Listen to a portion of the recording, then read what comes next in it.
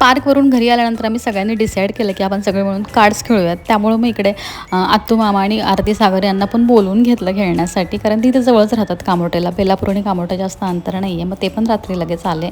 त्यानंतर त्या अमितनी ना इजिप्शियन बाऊल मागितलं होतं आणि इजिप्शियन चॉकलेट असं मागवलं होतं.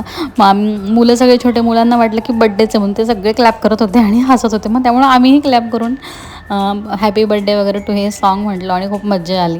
असा काहीसा दंगा केला आम्ही. आम्ही सगळे मिळून कार्ड्स खेळणार होतो आणि अंशला सांगितलं होतं की तू छोट्या मुलांना सांभाळ म्हणून. आणि नंतर मग परत खूप वेळ आम्ही कार्ड्स खेळले. तर रात्र पूर्ण म्हणजे 4 वाजेपर्यंत आम्ही जागे होतो सगळेच जण.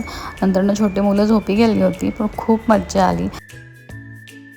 सगळे एकत्र जमलो ना की हा आमचं नेहमीच आहे, म्हणजे कार्ड्स हे आम्ही खेळतो. म्हणजे कार्ड्स खेळण्यामध्ये कसं होतं, आपण सगळेजण एकत्र बसतो ना आणि जे हसी मजाक होतं त्याच्यामध्ये खरंच खूप मजा येते. तुम्ही माझ्या बऱ्याचशा व्लॉगमध्ये बघितलं असेल, जेव्हा आमची सगळी फॅमिली एकत्र येते तेव्हा आम्ही बरेचदा कार्ड्सच खेळत.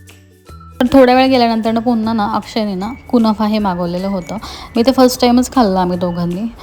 तर खूप छान आणि टेस्टी होतं ते पण.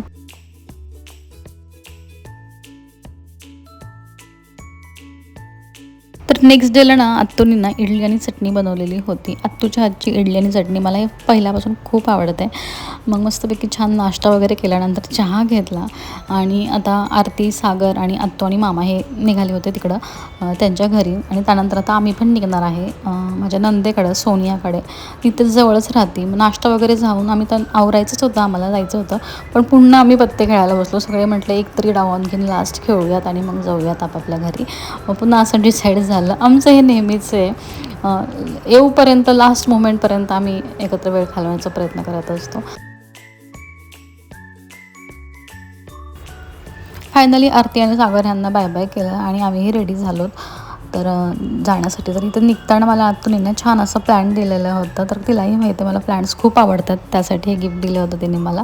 त्यानंतर सगळ्यांना बाय बाय करून आम्ही निघालो होतो सोनियाकडे. म्हणजे सोनिया ही माझी नणंद आहे, ती इथे जवळच राहते सानपड्याला, नेक्स्ट स्टॉपलाच आहे तिचं घर. तर आता तिकडे निघालो. चला मग भेटूया नेक्स्ट ब्लॉगमध्ये.